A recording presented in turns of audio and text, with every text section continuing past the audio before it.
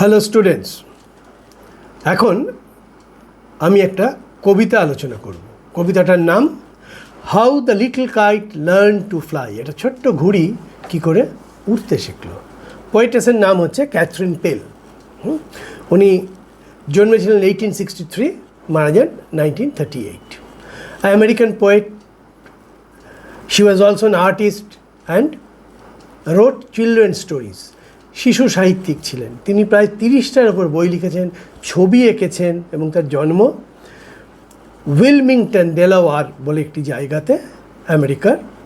এবং হার first major success occurred in 1898, 1898 সালে তার প্রথম সাফল্য আসে। বইটার নাম হচ্ছে দ্য কাউন্টারপেন ফেয়ারি, এই বইটা দিয়ে। এবং তার লেখার একটা বৈশিষ্ট্য হচ্ছে তিনি আত্মবিশ্বাস, ভয়কে কাটিয়ে সফল হওয়া, আত্মবিশ্বাস, নিজেকে চ্যালেঞ্জ করা, এইসব বিষয় তার গল্পের মধ্যে থাকতো। তা সেই রকমই একটি বিষয় নিয়ে এখানে এটা একটা ভার্স। ওনারই একটি বিখ্যাত লেখা থেকে এটা সংক্ষিপ্ত করে লেখা হয়েছে। এটাকে আমরা কবিতাও বলতে পারি না, গল্পও বলতে পারি না, গদ্য কবিতা বলতে পারি। এই গদ্য কবিতাটার নাম কি? গদ্য কবিতাটার নাম হচ্ছে how the little kite learn to fly. কি বলছেন এবার দেখি। বলছেন, I never can do it, the little kite said. এখানে একটা চরিত্রটা ছোট্ট ঘুড়ি, সে বলছে I never can do it, আমি কখনোই পারতাম না। As he looked at the other things high over his head. সে তার ওপরে, আকাশের আরও ওপরে আরও জিনিসপত্র, আরও যারা উঠছে, পাখি, মেঘ, এইসব দেখে তার ভয় হয়েছিল। ভয় থেকে সে বলছে I never can do it. I know I should fall if I try to fly. সে বলছে আমি যদি উঠতে চেষ্টা করি তাহলে আমি পড়ে যাব। Try said the big kite, only try. বড় ঘুড়িটি বলছে চেষ্টা করো, দেখবে তুমি পারবে। Or I fear you never will learn at all.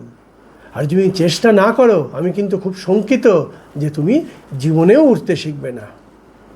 But the little kite said, কিন্তু ছোট্ট ঘুড়িটি বলছে I am afraid I will fall. সে ভয় পাচ্ছে যে সে পড়ে যাবে। দ্য বিগ কাইট নটেড, বড় ঘুড়িটা মাথা নাড়ছে। ওয়েল গুড বাই, এবং সে বলল ঠিক আছে বিদায়, তুমি এখানে থাকো, আমি উঠতে চললাম। আই এম অফ, আমি চলে যাচ্ছি। And he rose towards the tranquil sky. তাদের শান্ত বিস্তৃত আকাশে বড় ঘুড়িটা উঠতে চলে গেল। Then the little kite's papers tired at the site.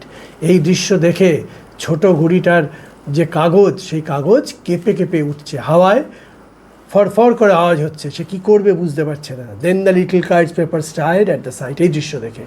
And ট্রেমব্লিং হি শুক হিমসেলফ ফ্রি ফর ফ্লাইট।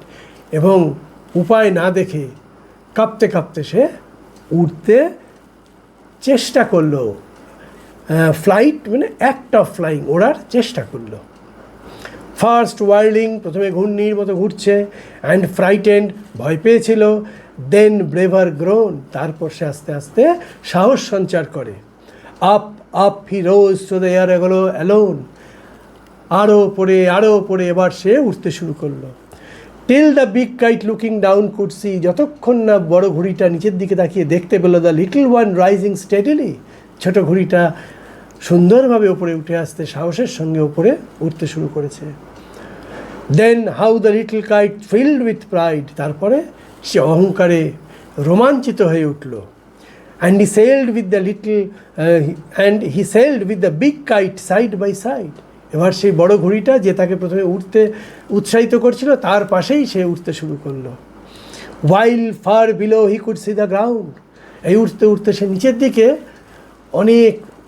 অনেক কিছু দেখতে পেলো। তার মধ্যে প্রথম দেখতে পেলো নিচের ভূমিকে, নিচের ল্যান্ডকে, নিচের মাটিকে। And the boys like small pots moving round, moving round. এবং ছেলেরা ছোট ছোট বিন্দুর মতো ঘুরে বেড়াচ্ছে, সে ওপর থেকে দেখছে। They rested high in the quiet air, তারা ওপরে শান্ত হাওয়ার মধ্যে যেন বিশ্রাম নিচ্ছে। আসলে উঠছে, কিন্তু এখন সে স্থির হয়ে গেছে, তার ভয় কেটে গেছে, সে এখন হাওয়ায় ভেসে থাকতে শিখে গেছে। And only the birds and clouds were there, সেখানে পাখিরা আছে আর মেঘেরা আছে। Oh how happy I am, ছোটো ঘুড়িটা বলছে ও কি খুশি আমি। দ্য লিটল কাইট ক্রাইড, চিৎকার করে বলছে কি খুশি আমি। And all because I was brave and tried, এবং তার মূল কারণটা হচ্ছে আমি কত সাহসী এবং আমি চেষ্টা করেছিলাম। এই যে গদ্য কবিতা বা গদ্য ছোট গদ্য, এইটার মূল বিষয়টা হচ্ছে overcome, how to overcome fear, how to become brave, কী করে ভয়কে জয় করতে হয়, কী করে সাহসী হয়ে উঠতে হয়, এবং সেটা একমাত্র চেষ্টার দ্বারাই সম্ভব। এবং এখানে বলছে ওভারকামিং ফিয়ার, এটা সেন্ট্রাল থিমটা হচ্ছে ওভারকামিং ফিয়ার। যত বাধা, যত বিপত্তি, যত ভয়, যত কষ্ট আসুক, আমাদের তাকে জয় করতে হবে, তাহলেই আমরা আমাদের যে লক্ষ্য সেই লক্ষ্যে পৌঁছাতে পারবো।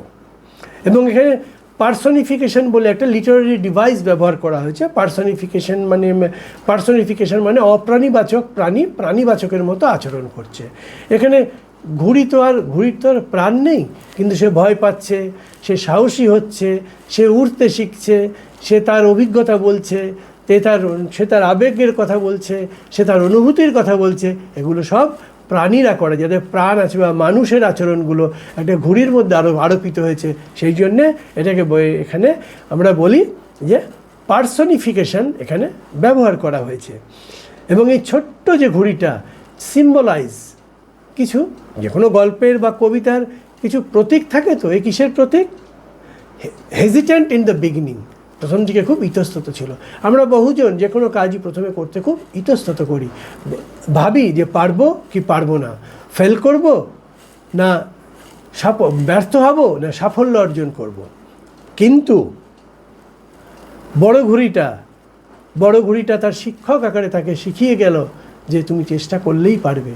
এবং অবশেষে সে কিন্তু সেই চেষ্টার দ্বারাই তার যে ভয় ছিল যে সে ওপরে উঠতে গেলে সে পড়ে যাবে, সেটা সে জয় করলো। এটা হচ্ছে মানে কবি একটা পাওয়ারফুল মেসেজ দিলেন to overcome fear. And if you can overcome fear, you will be successful in your life, whatever you are doing. And you have to overcome all the obstacles. There should be obstacles, there বাধা থাকবে, চারিদিকে বাধা থাকবে। তুমি যত এগোতে যাবে, যত সাফল্যের দিকে এগোবে, তোমার চারিদিকে বাধা থাকবে। কিন্তু সব বাধাকে যারা অতিক্রম করতে পারে তারাই সফল হয়, তাদের গল্পই আমরা পড়ি। এবং সেই রকম একটা ঘটনা কবি বলে আমাদের পাঠকদের উৎসাহিত করছে টু ওভারকাম ফিয়ার। এটা উচ্চতার প্রশ্ন নয়, কত উঁচুতে উঠতে, এখানে একটা উদাহরণ দিয়েছে ঘুড়ির প্রশ্নে। এটা উচ্চতার প্রশ্নটা হচ্ছে তোমার ভেতরের উইল ফোর্স, আত্মবিশ্বাস, নিজের ওপর কনফিডেন্স, নিজের ওপর বিশ্বাস, যে বিশ্বাস দিয়ে আমরা যে কোনো বাধাকে অতিক্রম করতে পারি। এবং এটা শুধু কিন্তু এই ঘুড়ির জন্য সত্যি নয়, এটা আমাদের প্রত্যেকের জীবনে ভীষণভাবে সত্যি। আমরা যদি এই ঘুড়িটার মতো ভীষণভাবে চেষ্টা করি আমাদের সামনে যে বাধাগুলো আছে, যে ভয়গুলো আছে, সেগুলো অতিক্রম করতে, তাহলে আমরা ঘুড়িটার মতনই, ঘুড়ি উঠতে পেরেছিল, আমরা আমাদের জীবনে সাফল্য অর্জন করতে পারবো।